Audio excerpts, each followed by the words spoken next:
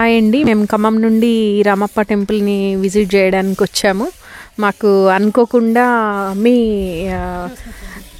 జ్యోత్స్నా చంద్ర గారు యూట్యూబర్ పరిచయం అయ్యారండి. తను వీడియోస్ చేస్తా మా అందరినీ పరిచయం చేసుకున్నారు. మాకు ఒక మంచి ముగ్గురు మిత్రులు పరిచయం అయ్యారు.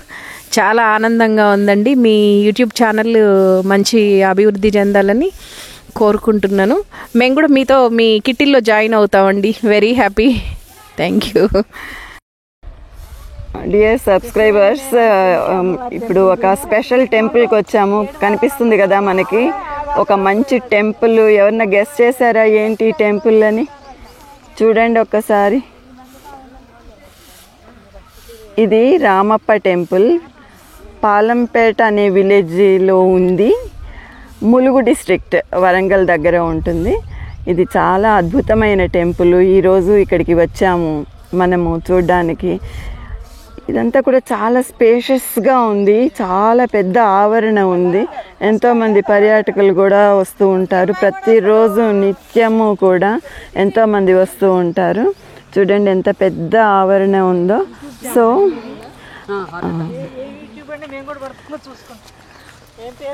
అందరు తిరగండి అయితే ఒకసారి. This is Jyotsna Chandradutt. Jyotsna Chandradutt. Wishing all of you health and happiness. That is my caption. I am from Mancherial. చూసారా, మన సబ్స్క్రైబర్స్ తోటి పాటు ఇంతమంది పర్యాటకులు, ఇంతమంది మన ఫ్రెండ్స్ మహిళలందరూ కూడా వచ్చారు. చాలా ఇంట్రెస్ట్గా అడిగారు యూట్యూబ్ ఛానల్ ఉందా అని. చాలా థ్యాంక్స్ మేడమ్స్. మేము ఇక్కడికి ఈ టెంపుల్ గురించి వచ్చాము. మీరందరూ కలవడం మాకు చాలా సంతోషంగా ఉంది. Thank you so much. Ramappa టెంపుల్కి జై అని చెప్పాలి. ఎందుకంటే మనకి ఇక్కడికి వచ్చిన మహిళలందరూ కూడా టూరిస్ట్ ఖమ్మం నుంచి వచ్చారు. వాళ్ళు యూట్యూబ్ ఛానల్ మేడం అని చెప్పి ఫ్రెండ్షిప్ చేసుకున్నారు, నంబర్ తీసుకున్నారు, సబ్స్క్రైబ్ చేస్తున్నారు. చాలా థ్యాంక్స్ అండి. ఇప్పుడు మనం లోపలికి వెళ్ళి అన్ని విశేషాలు చూద్దాము. టెంపుల్ విశేషాలన్నీ కూడా మనము చూద్దాము. రామప్ప టెంపుల్కి వచ్చాము. ఇక్కడ ఈ టెంపుల్లో రామప్ప టెంపుల్ గురించి కొద్దిగా ఇన్ఫర్మేషన్ రాసి ఉంది. సో దాన్ని చదువుకుని మనము లోపలికి వెళ్దాము. కాకతీయ రుద్రేశ్వర రామప్ప దేవాలయము. కాకతీయులు నిర్మించిన దేవాలయములో రామప్ప దేవాలయము అత్యంత మనోహరమైనది. ఈ ఆలయమును కాకతి గణపతి దేవుని సేనాధ్యక్షుడైన రేచల్ల రుద్రసేనాని 1213 శకంలో నిర్మించినట్లుగా సమకాలీన శిలాశాసనము ద్వారా తెలియచున్నది. ఈ దేవాలయం ప్రధాన శిల్పి రామప్ప పేరుతో రామప్ప గుడిగా ప్రఖ్యాతి వహించట బహుశా భారతదేశంలోనే అరుదుగా పరిగణించవచ్చు. ఈ ఆలయం తూర్పు దిశాభిముఖముగా ఉన్న ఎత్తైన అధిష్టానం మీద నిర్మింపబడి గర్భగృహము, అంతరాలయము మరియు 3 వైపులా ప్రవేశ ద్వారములు గల మహామండపమును కలిగి ఉన్నది. గర్భగృహము పైన నీటిలో తేలియాడే తేలికైన ఇటుకలతో కలిగిన చతుస్థల విమానము సుఖనాసికతో నిర్మింపబడినది. గ్రీవము, శిఖరము చతురస్రముగా ఉన్నవి. విమానపు భారమును తగ్గించుటకు తేలికైన ఇటుకలను ఉపయోగించి ఉండవచ్చును. ఈ దేవాలయపు గర్భగృహమైన ఎత్తైన పీఠముపై నల్లని నునుపు రాతితో చెక్కిన పెద్ద శివలింగము కలదు. ఇందలి మహామండపము మధ్య భాగమున గల స్తంభములు, వాటిపై గల రాతి దూలములు రామాయణ పురాణ ఇతిహాస గాథలతో నిండైన అతి సుందర శిల్పములు కలిగి ఉన్నవి. ఈ మహామండపము వెలుపల అంచున పైకప్పు కింది భాగము అమర్చబడిన నల్లని రాతి ఫలకముపై వివిధ భంగిమల్లో సర్వాంగ సుందరముగా చెక్కబడిన మదనిక, నాగిని శిల్పములు కాకతీయ శిల్పకళలకు చక్కని తార్కాణములు. ఈ దేవాలయ ప్రాంగణములోని ఇతర కట్టడములలో నంది మండపము, కాటేశ్వర ఆలయములు, పాకశాల మరియు శాసన స్తంభ మండపము చూడదగినవి. ఒక అద్భుతమైన టెంపుల్ లోపలికి మనము ఎంటర్ అవుతున్నాము. చూడండి, ఆర్కిటెక్చర్ చూస్తే అసలు మనకి ఎంత అద్భుతము మన దగ్గర ఉంది అనిపిస్తుంది. డీటెయిల్గా కూడా చూద్దాము.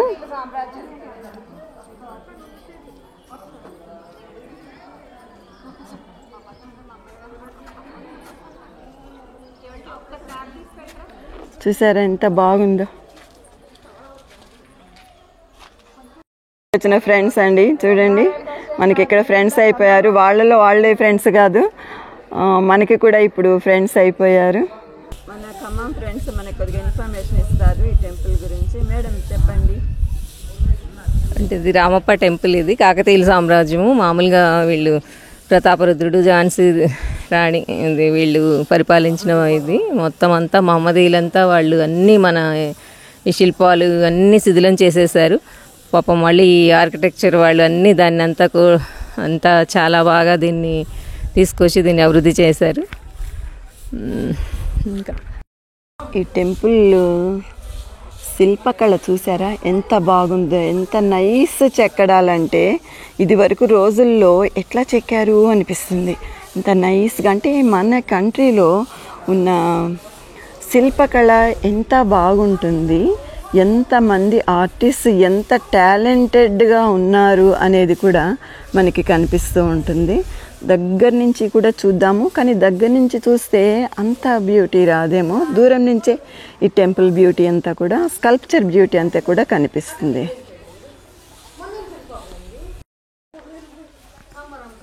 మెయిన్ టెంపుల్ చూడండి, ఏనుగులు టెంపుల్కి అటువైపు ఒకటి ఇటువైపు ఒకటి ఉన్నాయి. కానీ దీన్ని ముస్లిం రాజులందరూ కూడా పాడు చేయడాన్ని మనం చూస్తాం. చూడండి, వీటికి తొండాలు ఉన్నాయా? ఎన్ని టెంపుల్స్ పాడు చేశారు, ఎంత స్కల్ప్చర్ని పోగొట్టుకున్నాము మనము.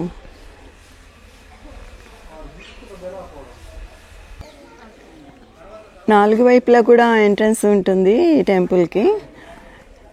ఈ టెంపుల్ గురించి చెప్పుకోవాలంటే చాలా ఉంటుంది. స్కల్ప్చర్ చూస్తుంటేనే ఎంతో అద్భుతంగా అనిపిస్తుంది. పైన చూడండి, గుర్రాలు రూఫ్ని మోస్తున్నట్లుగా ఉంది. ఎంత అందము.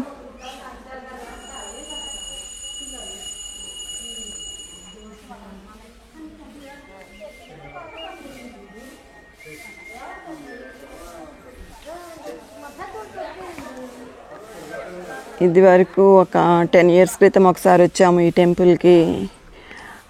తర్వాత ఒక 3 years క్రితం వచ్చాము. ప్రతిసారి కూడా వచ్చినప్పుడు కూడా ఎంతో డిఫరెన్స్ కనిపిస్తుంది. రెనోవేట్ చేస్తున్నారు. ఈసారి అయితే చాలా బాగుంది, చాలా బాగా రెనోవేట్ చేశారు. అందరికీ కూడా కన్నుల విందుగా అనిపిస్తుంది. ఎంతమంది టూరిస్టు ప్రతి నిత్యము కూడా ఇక్కడికి వస్తూ ఉంటారు.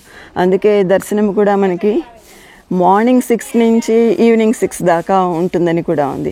సాధారణంగా లంచ్ టైంలో అట్లాగా టెంపుల్స్ క్లోజ్ చేయడం చూస్తూ ఉంటాము. కానీ ఈ టెంపుల్ మాత్రము మార్నింగ్ నుంచి ఈవినింగ్ దాకా ఓపెన్గానే ఉంటుంది.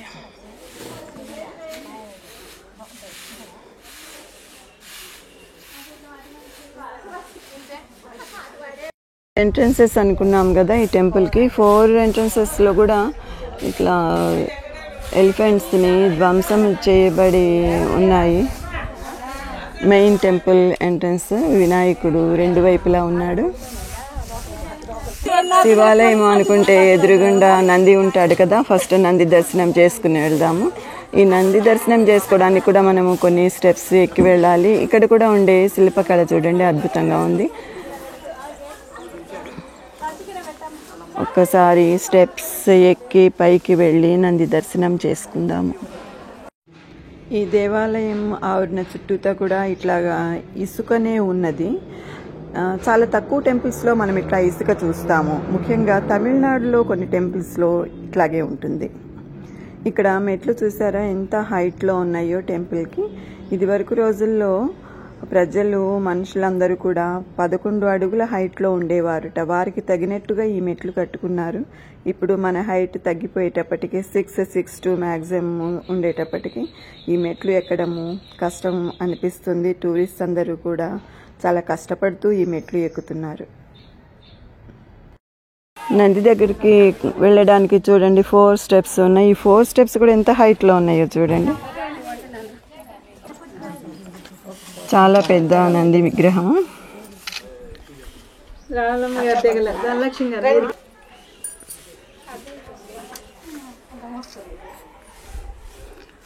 ఈ నంది పైన ఉండే ఈ స్కల్ప్చర్ కూడా చాలా డెప్త్ తోటి ఉంది.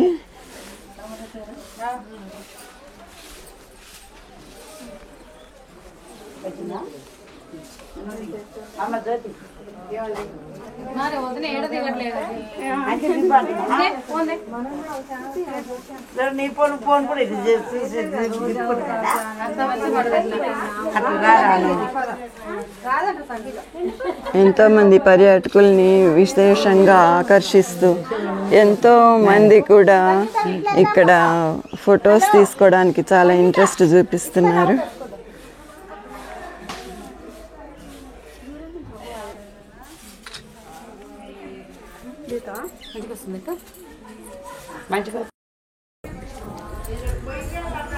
మెయిన్ ఎంట్రన్స్ దగ్గరికి వచ్చాము. వినాయకుళ్ళు టెంపుల్ లోపలికి వచ్చాము. పెద్ద పెద్ద స్తంభాలు, ఎంతో స్ట్రాంగ్గా బిల్డ్ చేసిన స్తంభాలు ఇవన్నీ కూడా.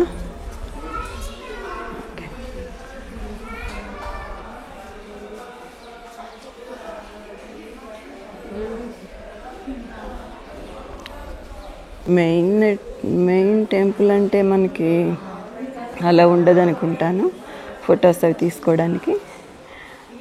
రెనోవేట్ చేసిన తర్వాత మనకి ఈ స్తంభాలన్నీ కూడా చాలా నీట్గా మంచి స్కల్ప్చర్ తోటి కనిపిస్తున్నాయి.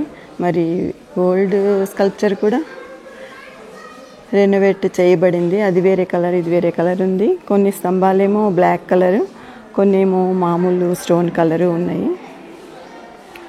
మెయిన్ టెంపుల్కి వచ్చాము.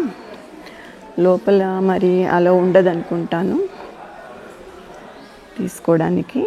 వీడియోస్ చూద్దాం, ఎట్లా వీలైతే అట్లా కదా. శివాలయాల్లో సాధారణంగా తీసుకొని ఇస్తారు.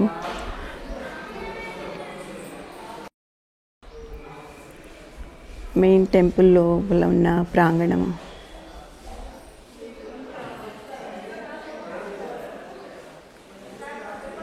ఇది మెయిన్ ఎంట్రన్స్. ఇందులోంచి వచ్చాము మనము.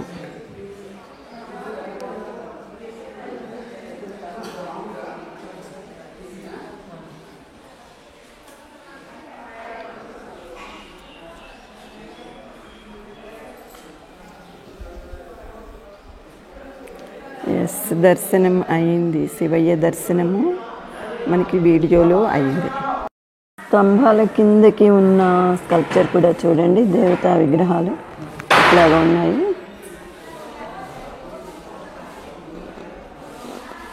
నాలుగు వైపులా కూడా ఇట్లా ఉండడం మనం చూస్తాము.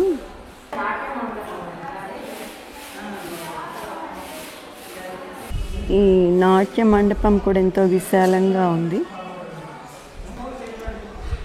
స్తంభాల స్కల్ప్చర్ దగ్గర నుంచి చూస్తాము.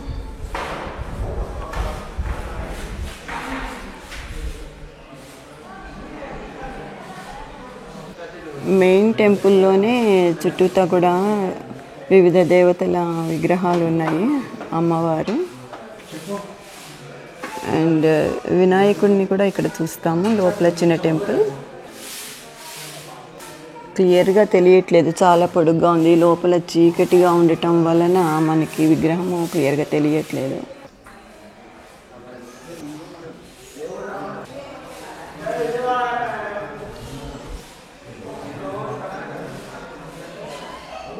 ఇక్కడ అమ్మవారి విగ్రహంలా అనిపిస్తుంది, కానీ తల విధ్వంసం చేయబడినట్టుగా తెలుస్తోంది.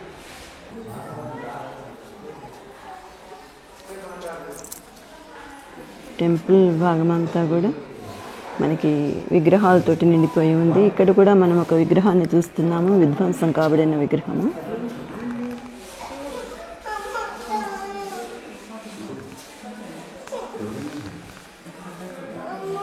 కనువిందు చేసే చెక్కుడుతోటి ఇవన్నీ కూడా మన అలరిస్తున్నాయి.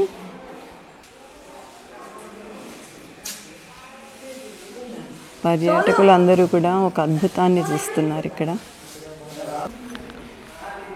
ఏనుగులన్నీ ఒకదాని వెనుక ఒకటి వస్తున్నట్లుగా కింద చెక్కడము. రెండు వైపులా ఎంట్రన్స్లో మనకి ఇట్లా కనువిందు కలిగిస్తున్నాయి. పైనేమో ఫ్లవర్స్ లాగా చెక్కి ఉన్నాయి.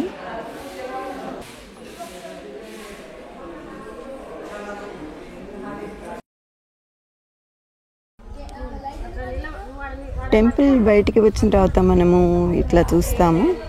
ఇదివరకు కట్టడాలన్నీ కూడా పడిపోయి ఉన్నట్టుగా మనము చూస్తున్నాము. ఇక్కడ ఒక శివలింగాన్ని ఒక చెట్టు కింద మామిడి చెట్టు కింద పెట్టడం జరిగింది.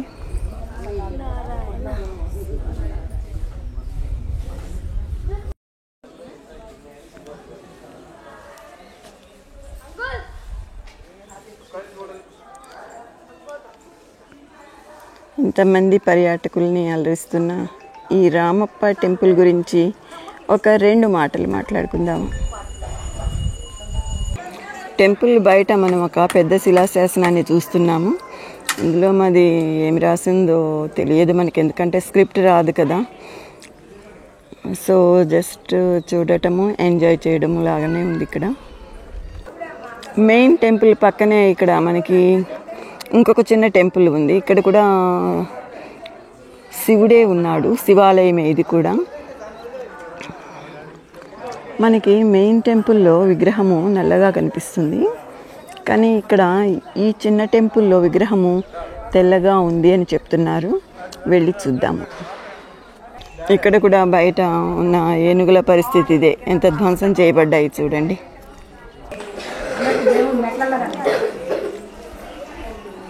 ఈ చిన్న టెంపుల్లో వచ్చాము, ఇది లాక్ చేసింది.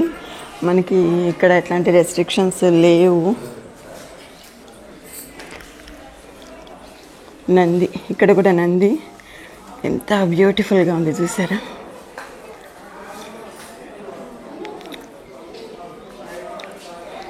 ఎంత బ్యూటిఫుల్గా ఉంది పక్క నుంచి చూస్తే. ముందు నుంచి చూస్తే మళ్ళీ ముఖం భాగము ధ్వంసం చేసి ఉంది.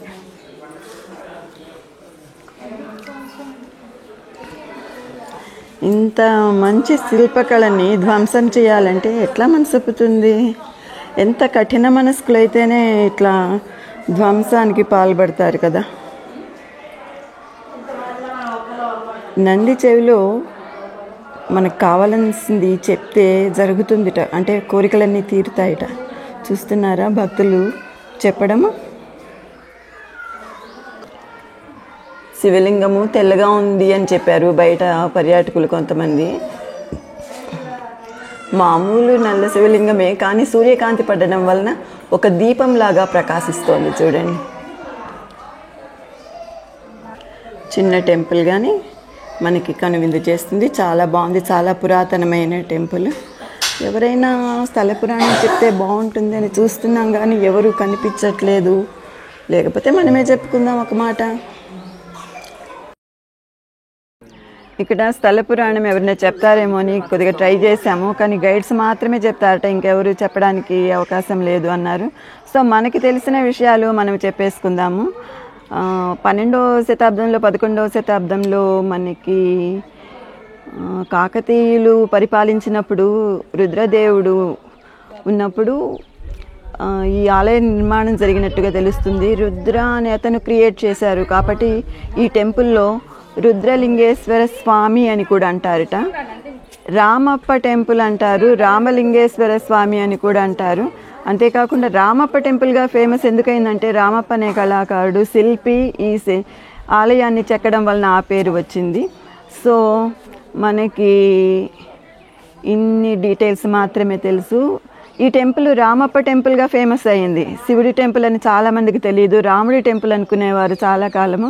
కానీ రామప్ప అనే శిల్పి ఈ ఆలయ నిర్మాణం చేయడం వలన రామప్ప టెంపుల్ అంటున్నారు. లోపల ఉన్నది రామలింగేశ్వర స్వామి. రుద్రలింగేశ్వర స్వామి అని కూడా పేరు ఉంది, ఎందుకంటే రుద్రుడు పరిపాలించినప్పుడు రుద్రుడు క్రియేట్ చేసిన టెంపుల్ కాబట్టి. సో అందరూ ఎంజాయ్ చేశారనుకుంటాను టెంపుల్ స్కల్ప్చర్ చూసినందుకు. A very beautiful temple kada. A great applause to Sri Ramappa garu for constructing such a beautiful, wonderful architecture ఉన్న టెంపుల్. మనం ఇంకొక విషయం చెప్పుకోవాల్సింది ఏంటంటే, మార్కో పోలో అనే అతను బ్రిటిషర్ ఇక్కడికి వచ్చినప్పుడు అన్ని టెంపుల్స్లోకి కూడా ఈ రామప్ప టెంపుల్ ఒక స్టార్గా వెలుగొందుతోంది. అంటే ఒక స్టార్ ఎంత షైన్ అవుతుంది, ఎంత ప్రకాశవంతంగా ఉంటుంది, అంత షైన్ అవుతోంది ఈ టెంపుల్ ఇండియాలో ఉండే టెంపుల్స్ అన్నిటికంటే అని కూడా అనడం జరిగింది. ఇంకొక విషయం ఏంటంటే 2021లో యునెస్కో వారు ఈ టెంపుల్ని టూరిస్ట్ సెంటర్గా సెలెక్ట్ చేయడం అయింది. మెయిన్ టెంపుల్ చాలా పెద్ద టెంపుల్, అందరూ టూరిస్ట్ చూసి ఆనందించాల్సిన టెంపుల్గా ప్రకటించడం కూడా జరిగింది. ఇంత మంచి టెంపుల్కి మనం వచ్చినందుకు చాలా సంతోషంగా ఉంది. సో సబ్స్క్రైబర్స్ అందరూ కూడా హ్యాపీ అని అనుకుంటున్నాను. Thank you so much. Let's meet in another video. Me Jyotsna Chandradutt.